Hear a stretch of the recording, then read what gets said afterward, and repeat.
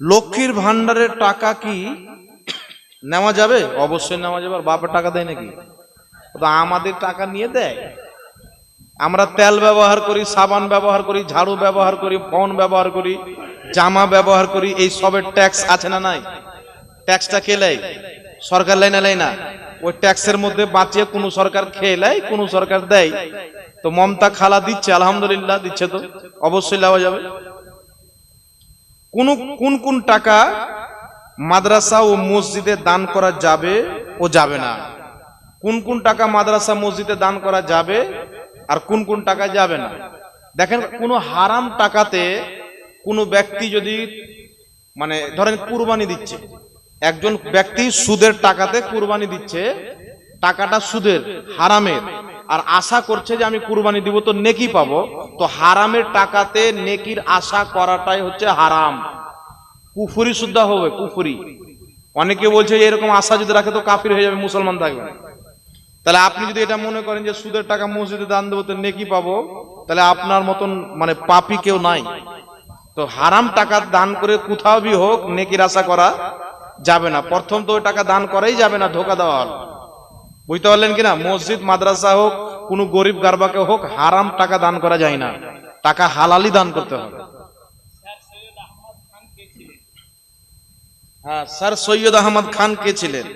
Sir Syed Ahmad Khan general শিক্ষিতর মধ্যে আমাদের ভারতে তাকে মান্যগণ্য ব্যক্তি বলে অনেক মাস্টার ডাক্তাররা জানে। তবে ইসলামের ক্ষেত্রে ইনার অনেক ভ্রান্ত আকীদা, ভ্রান্ত মতবাদ ছিল। নিজের তাফসিরের মানে কিছু কিতাব লিখেছে, আর কিতাবগুলির মধ্যে কোন সময় লিখেছে যে আসমান বলতে কিছু নাই, একবার পুরো ধোঁয়া। কোন জায়গাতে লিখেছে ফেরেশতা বলতে কিছু নাই। মানে অনেক এর ভ্রান্ত আকীদা সৈয়দ আহমদ রায়বারেলির তার মধ্যে আছে, যেটা কুফরি পর্যন্ত হয়। কেউ যদি অস্বীকার করে যে ফেরেশতা বলতে কিছুই নাই, ও মুসলমান থাকবে? থাকবে না। তো এই সৈয়দ আহমদ রায়বারেলি জেনারেল ব্যক্তিরা সরকারের খাতায় মাধ্যমিকের ছেলেপিলেরা পরীক্ষা দেয় বা অন্য অন্য সাবজেক্টে যখন পরীক্ষা দেয় ক্লাসে গিয়ে, তো এদের নাম পর্যন্ত আসে কোন কোন জায়গাতে যে সৈয়দ আহমদ রায়বারেলির ব্যাপারে কিছু লিখো, বা সে কে ছিল, যে কোনো ভাবে প্রশ্ন আসে।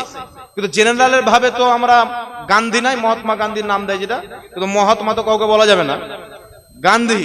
তো আমাদের ভারতের যে গান্ধীজি ছিলেন, তো গান্ধী সাহেবের নাম অনেক পরীক্ষাতে আছে না, আছে না? তাহলে কি ওই ব্যক্তি পাক্কা মুসলমান হয়ে যাবে? না।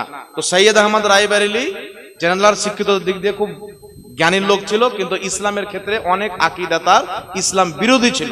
তার কারণে কোন মুসলমান ধর্মীয় ভাবে তাকে অনুসরণ করতে পারে না।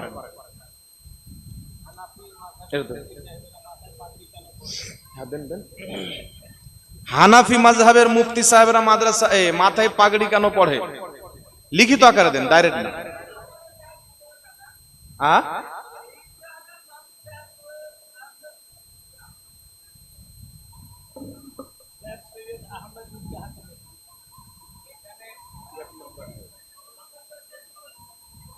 সৈয়দ আহমদ ঈদগাহ কমিটি, নামটা চেঞ্জ করতে হবে, এ নাম রাখা যাবে না, একদম চেঞ্জ করতে হবে।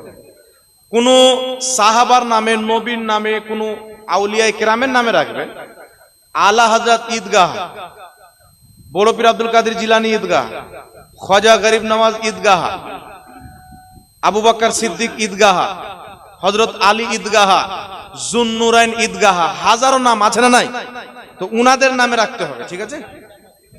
হ্যাঁ, মসজিদ যেমন মসজিদ আয়েশা আছে, মসজিদে ফাতেমা আছে, মসজিদে কুবা, বিভিন্ন রকম নামের মসজিদ আছে, বাবরি মসজিদ, শাহজাহান মসজিদ, আকবরী মসজিদ, কি কি নামের মসজিদ আছে, এরকম আপনি নাম রাখতে পারেন। আরেকটা প্রশ্ন আমাদেরকে লক্ষ্য করেন, হানাফি মাযহাবের মুফতি সাহেবরা মাথায় পাগড়ি কেন পড়ে? একটি কথা মনে রাখবেন, টুপি পাগড়ি দুটোই পড়া হচ্ছে নবী করিম সাল্লাল্লাহু আলাইহি সাল্লামের সুন্নাত। আপনি টুপি পড়লেন, সুন্নাত আদায় হয়ে গেল, পাগড়ি পড়লেন, আরেকটি সুন্নাত আদায় হলো। দয়ার নবী মায়ের নবী সাল্লাল্লাহু আলাইহি সাল্লাম বেশিরভাগই পাগড়ি পরে থাকতেন সব সময়। হযরত আলী পাগড়ি পরতেন, হযরত আবু বকর সিদ্দিক পাগড়ি পরতেন, আউলিয়া কেরামরা পাগড়ি পরতেন। আব্দুল কাদের জিলানী রাদিয়াল্লাহু তাআলা আনহুর ঘটনা পড়েন, গাউসে আজমের তিনি সারা জীবন পাগড়ি পরতেন, খাজা মঈনুদ্দিন চিশতিও পাগড়ি পরতেন। তো পাগড়ি পরা আমার নবীর একটি অন্যতম সুন্নাত। তাই আবু দাউদ শরীফের মধ্যে হাদিস, দয়ার নবী মায়ের নবী সাল্লাল্লাহু আলাইহি সাল্লাম সব সময় পাগড়ি পরতেন। এখন পর্যন্ত রাসূলুল্লাহ সাল্লাল্লাহু আলাইহি সাল্লামের পাগড়ি আপনি হোয়াটসঅ্যাপ ওই সোশ্যাল মিডিয়াতে দেখবেন নবী পাক সাল্লাল্লাহু আলাইহি সাল্লামের পাগড়ি তুর্কি মিউজিয়ামে রাখা আছে, যেটা নবী পাক পরতেন। এখন পর্যন্ত দেখবেন নবী পাক পাগড়ি পরতেন টুপির উপরে, বলেন সুবহানাল্লাহ। তাই এই সুন্নাতটা আদায় করার জন্য আমরা পাগড়ি পরি। বুঝতে পারছেন কথা আমার? টুপিও পরা নবীর সুন্নাত, পাগড়ি পরাও নবীর সুন্নাত। এখানে একটা মাসআলা বলে দিই, কিছু ডিজিটাল নমাজি বেরিয়েছে যারা মাথায় টুপি টাপি কিছু দেয় না। বুঝতে পারছেন কিনা? মাথায় টুপি টাপি কিছু দেয় না, এইভাবে হাত বাঁধবে, নিজের পাঁওকে ছিতরে দিবে, এক অপরের পায়ের উপরে পাঁও চাপাবে। আমার আপনার নবী সাল্লাল্লাহু আলাইহি সাল্লাম বলেছেন যে পায়ে পা মিলিয়ে নামাজ পড়ো, পায়ে পা মিলিয়ে নামাজ পড়ো। আর এরা চড়িয়ে নামাজ পড়ছে। তো মিলানোর মধ্যে আর চড়ানোর মধ্যে তফাৎ আছে না নাই? আমি যদি আপনাকে বলি যে এই লাও দুটো মোবাইল দোনটাকে মিলিয়ে রেখে দাও, মানে পাশাপাশি করে রেখে দাও সমতুল্য করে, আপনারা মিলে মিলে বসেন, সমান হয়ে বসেন, একটা আছে না? নবী পাক বলছেন পায়ে পা মিলিয়ে দাঁড়াও। পায়ে পা মিলিয়ে মানে আপনার পা এত দূর আছে তো পাশের লোকটার পা এত দূর থাকবে, এইরকম যেন না হয়। কথা বুঝে এসছে কিনা? এইরকম যেন না হয়। হ্যাঁ, তবে কাঁধে কাঁধ মিলানোর কথা আছে। মিলানো মানে এটা সাটিয়ে দেন একবার, কিন্তু পায়ে পা চাপানো এটা কোনো হাদিসের মধ্যে না যে পায়ের উপরে পা চাপিয়ে দাও। আর এরা কি করে, বাপ হলেও চাপাই, খালা হলেও চাপাই, আর বলে শয়তান যেতে পারবে না। তো তুই যে এতটুকু ট্যাঙ্ক ফাটছিস, তো তোর ট্যাঙ্কের তল দিয়ে যে 1000টা শয়তান ঢুকে যাবে, শয়তানকে যাওয়াতে টাইম লাগবে। তবে রাসূলুল্লাহ সাল্লাল্লাহু আলাইহি সাল্লাম বলেছেন যে কাতার যদি টেঁড়া করে আপনি দাঁড়ান, তাহলে আপনার কলবকে, অন্তরকে আল্লাহ টেঁড়া করে দিবে। কাতার যদি টেঁড়া হয়, মুসাল্লির অন্তর টেঁড়া করে দিবে কে? আল্লাহ তাবারাক ওয়া তাআলা। তাই কাতার সোজা করে দাঁড়ানো এটা একটি জরুরি কাজ। সুতরাং পায়ে পা মিলিয়ে, মানে আমার আপনার পা যেন সমতুল্য থাকে, কেউ আগে কেউ পিছনে না থাকে, এইভাবে মিলিয়ে ঘাড়ে ঘাড় সাটিয়ে দাঁড়াবেন, মাঝখানে যেন ফাঁকা না থাকে। কথা বুঝে এসছেন কিনা? তো এইগুলো নামাজি আছে, তো এরা মাথায় টুপি দেয় না। কলকাতার সাইডে একটা ভেড়া মৌলবি বেরিয়েছে, এ বলছে টুপি এবং পাগড়ি ইসলামিক লেবাস, কিন্তু সুন্নাত না। এ আবার কোন কোম্পানির গাঁজা খায় আল্লাহ জানে। টুপি আর পাগড়ি ইসলামিক লেবাস, কিন্তু সুন্নাত না। এটা পৃথিবীতে আজ পর্যন্ত কোনো কাঠ মুন্সিও বলেনি, আর এ বেটি ছেলা মুন্সি বলে দিয়েছে কলকাতা, আপনার ভেড়া কলকাতা। কিন্তু বিরাদর ইসলাম, টুপি পড়া, পাগড়ি পড়া নবীজির সুন্নাত। কোন ব্যক্তি যদি খালি মাথায় নামাজ পড়ে, এরা মানুষের নামাজকে খারাপ করার জন্য কি করলো, টুপি পাগড়ি ইসলামিক লেবাস কিন্তু সুন্নাত না। পড়লে পড়েন, না পড়লে কোনো সমস্যা নাই। যা কেউ যদি বলে টুপি পড়লেন নেকি পাবো, নেকিও না। ইসলামিক লেবাস না তো নেকি কোথায় থেকে পাবেন আপনি? কেউ যদি জিন্স প্যান্ট পড়ার বলে আমি নেকি পাবো, তো হবে? তো ইসলামিক লেবাস কিন্তু সুন্নাত না, তাহলে নেকি হবে? তো এটা মানুষকে বুঝিয়ে হাজার লোকের নামাজ খারাপ করলো। কিন্তু মুহাদ্দিস নবী পাকের কি মসলা শুনেন। দয়ার নবী মায়ের নবী বলেছেন, কিতাবটির নাম হলো কাশফুল গুম্মা, প্রথম খণ্ড, 85 পৃষ্ঠা, বেইরুত লেবাননের ছাপ, এবং মিশর থেকেও কিতাবটি ছাপা হয়েছে। স্পষ্ট ভাবে হাদিস, দয়ার নবী মায়ের নবী সাল্লাল্লাহু আলাইহি সাল্লাম বলছেন, তোমরা টুপি অথবা পাগড়ি পরিধান করে নামাজ পড়ো, খালি মাথায় নামাজ পড়িও না। জোরে হবে না সুবহানাল্লাহ? টুপি অথবা পাগড়ি পরে নামাজ পড়ো, খালি মাথায় নামাজ পড়িও না। আর মোল্লা বলছে খালি মাথায় নামাজ পড়ো, কোনো অসুবিধা নাই। তাহলে নবীর দিন প্রচার করছে না নিজের বাবার দিন প্রচার করছে? ইমাম শাফি রাহমাতুল্লাহ আলাইহি বলছেন খালি মাথায় নামাজ পড়া বিদআত। ইমাম মালিক রাহমাতুল্লাহ আলাইহি বলছেন খালি মাথায় নামাজ পড়া নাজায়েজ, লা ইয়াজুজু, নাজায়েজ। ইমাম আজম আবু হানিফা রাহমাতুল্লাহ আলাইহি বলছেন খালি মাথায় নামাজ পড়া মাকরুহ। কেউ দৌড়তে দৌড়তে আসলো, জামাতের টাইম হয়ে গেছে, টুপি নিতে ভুলে গেছে, মাকরুহে তানজিহি হবে, নামাজ হয়ে গেল। মাকরুহে তানজিহি হবে, ছোটখাটো ব্যাপার, কিন্তু নামাজ হয়ে যাবে। আর কেউ জেনে শুনে টুপি লাই না, যে সুন্নাত না, বিনা টুপি তো নামাজ পড়বে, তাহলে মাকরুহে তাহরিমি হবে, গুনাহগার। কথা বুঝে আসছে তো বাবা? কোন ইমাম বলেছেন নাজায়েজ, কোন ইমাম বলেছেন বিদআত, কোন ইমাম বলেছেন মাকরুহে তাহরিমি। সুতরাং কোনই মতে খালি মাথায় জেনে শুনে নামাজ পড়া বৈধ নয়। মুসলমানকে টুপি মাথায় দিয়ে নামাজ পড়তে হবে। তার কারণে টুপি পাগড়ি পরা নবীর সুন্নাত, তার কারণে আমরা পড়ি।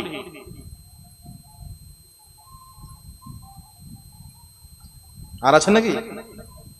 যাই হোক, হয়ে গেছে আলহামদুলিল্লাহ। একবার জোরে বলেন তো সুবহানাল্লাহ। নারে তাকবীর, নারে রিসালাত, দ্বীনে ইসলাম, আল কোরআনের আলো, আল হাদিসের আলো। কোরআন হাদিস যেই দিকে সুবহানাল্লাহ। মাসলাকে আলা হযরত। আলহামদুলিল্লাহ, আল্লাহ পাক সকলকে কবুল করুক। আপনাদের সম্মুখে দুটা মাসলা হাল করতে চাই বাবা, আমার টাইম হয়ে যাচ্ছে।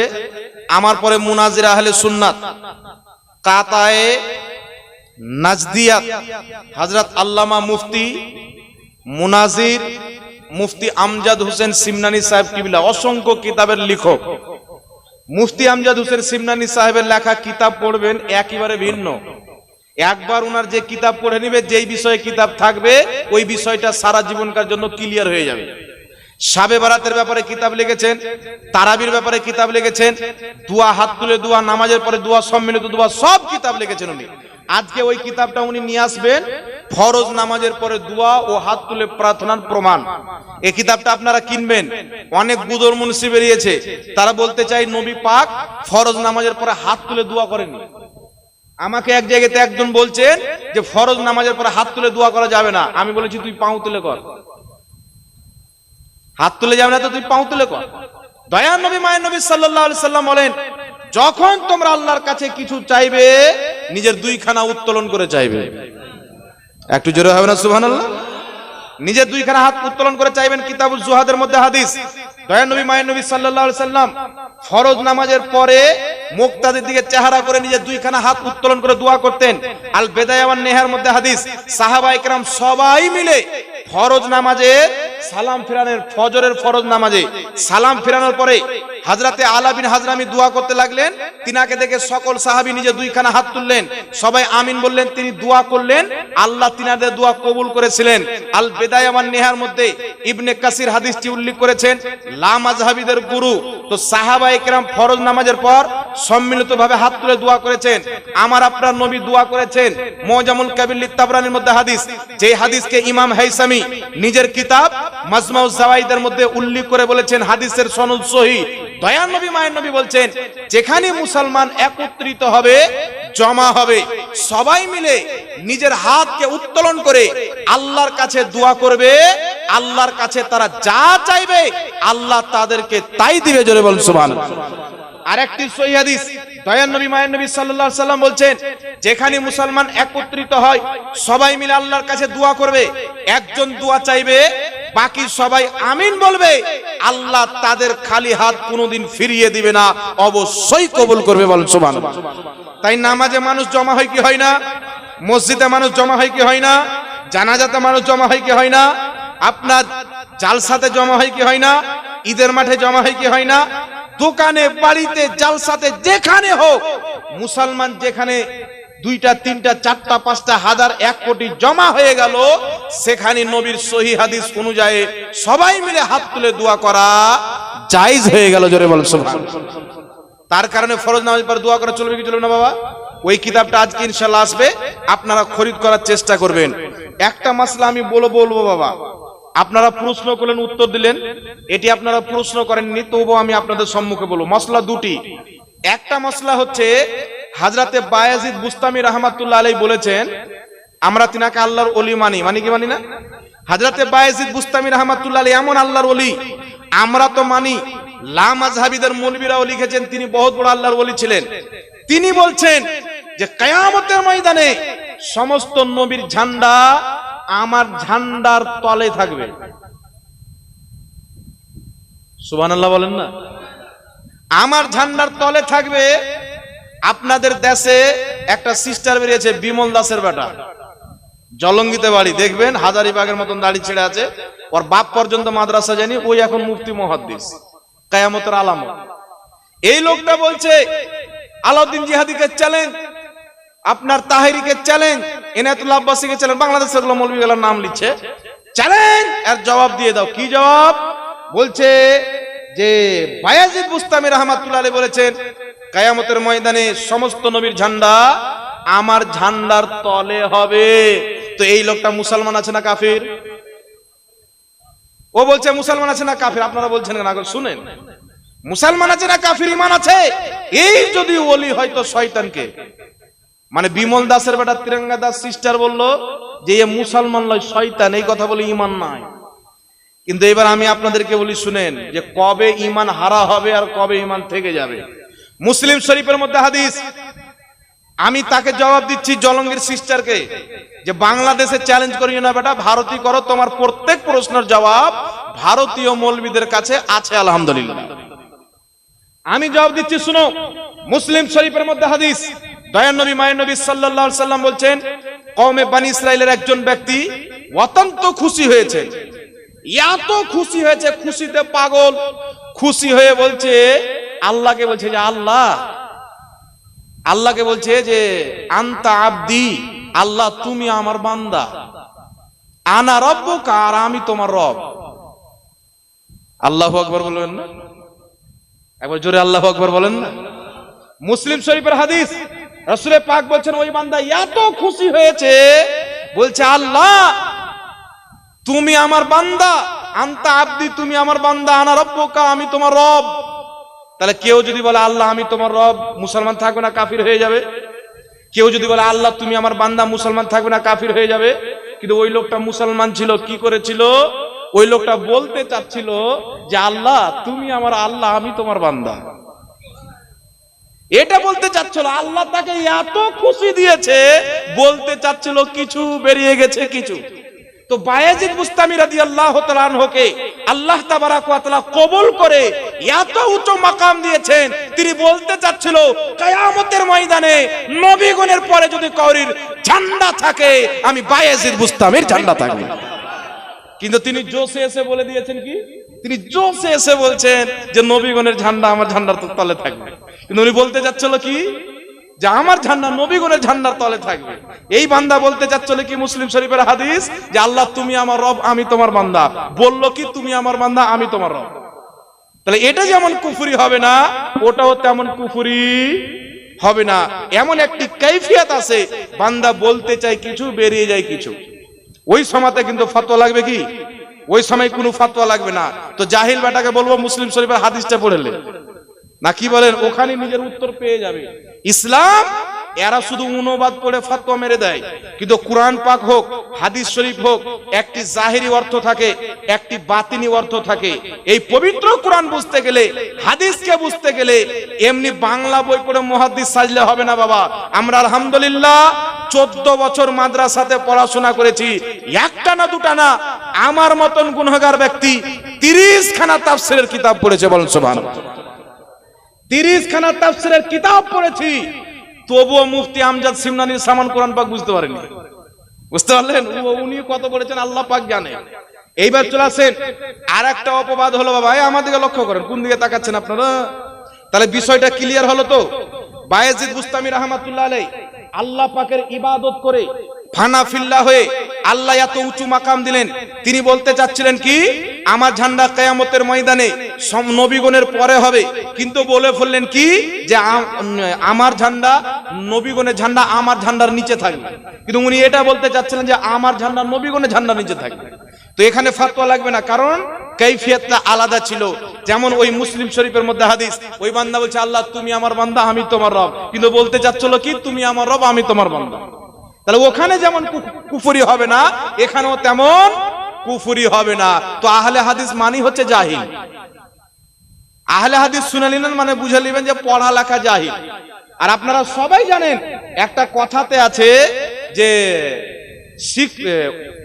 অশিক্ষিত বন্ধু চাইতে শিক্ষিত দুশ্মন ভালো, এরকম কেউ কথা এটা বলে থাকে, বুঝতে পারলেন কিনা?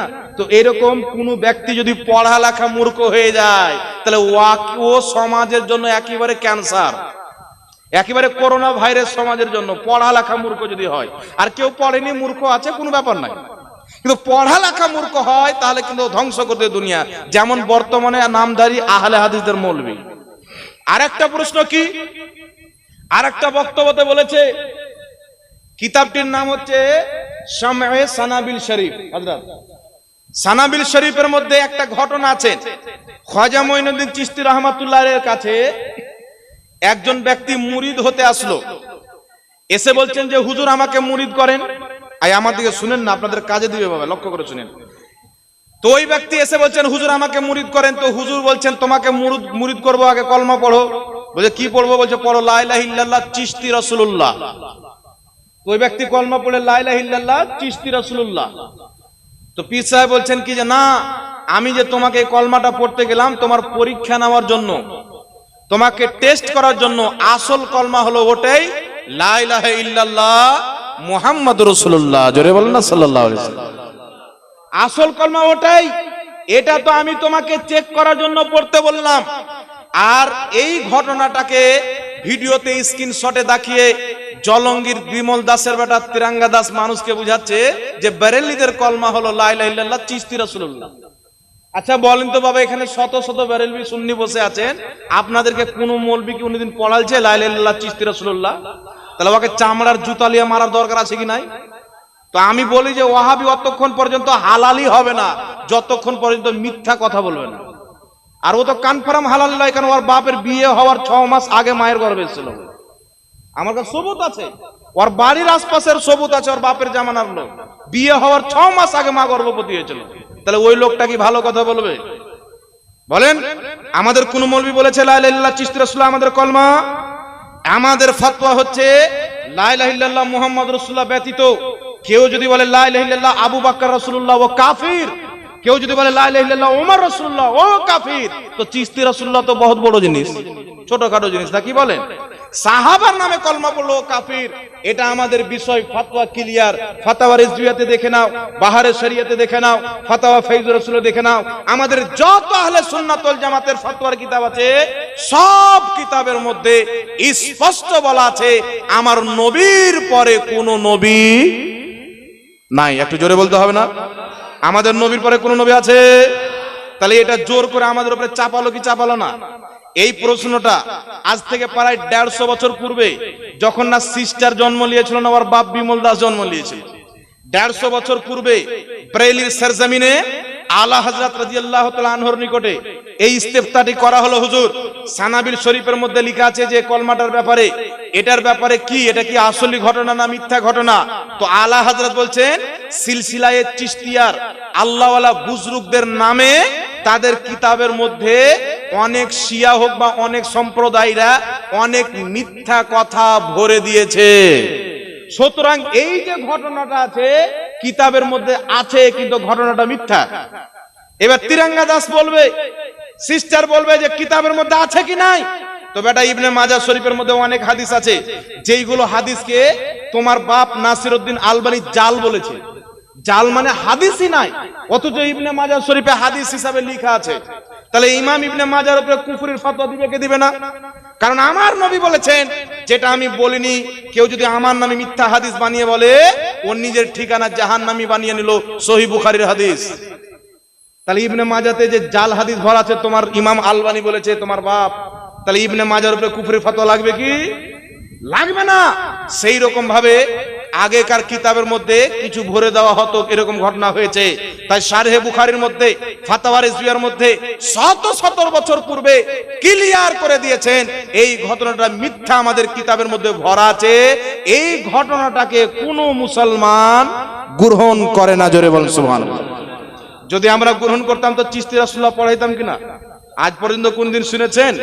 এটা তো চিশতি রাসূলুল্লাহর ঘটনা হলো, কিন্তু আহলে হাদিসদের ঘটনাটা শুনেলেন? শুনবেন বলে দেব, তারা কি কলমা পড়ে শুনেন। আহলে হাদিসদের গুরু ওয়াহিদুজ্জামা নিজের কিতাব হাদিয়াতুল মাহাদির মধ্যে লিখছেন রাম, কৃষ্ণ, শঙ্কর, বৌদ্ধ, লক্ষ্মণ, গণেশ এইগুলো সব আল্লাহ পাকের নেক নবী, এদের উপরে ঈমান নিয়ে আসা ওয়াজিব। রাম আল্লাহর নবী, তাকে নবী মানা, তার উপরে ঈমান নিয়ে আসা ওয়াজিব। কৃষ্ণ আল্লাহর নবী, শঙ্কর আল্লাহর নবী, বৌদ্ধ আল্লাহর নবী, আপনার জৈন আল্লাহর নবী, কত রকমের মূর্তিগুলোর নাম দিয়ে বলছেন এরা আল্লাহর নেক নবী। এ লোক আম্বিয়ায়ে সালেহিন মে সে হে, মানে আল্লাহর নেক নবীর মধ্যে, সাধারণ নবী না, বারগাজিদা নবীর মধ্যে, পরহেজগার নবীর মধ্যে। এদের প্রতি ঈমান নিয়ে আসা ওয়াজিব। তাহলে আহলে হাদিসরা ওদের প্রতি ঈমান নিয়ে এসেছে। ওদের কিতাবের মধ্যে লেখা আছে নারে তাকবীর, নারে তাকবীর, দাঁড়িয়ে নারে রিসালাত ইয়া রাসূলুল্লাহ, মাসলাকে আলা হযরত জিন্দাবাদ, দ্বীনে ইসলাম জিন্দাবাদ, আল কোরআনের আলো ঘরে ঘরে জালো, আল হাদিসের আলো ঘরে ঘরে জালো।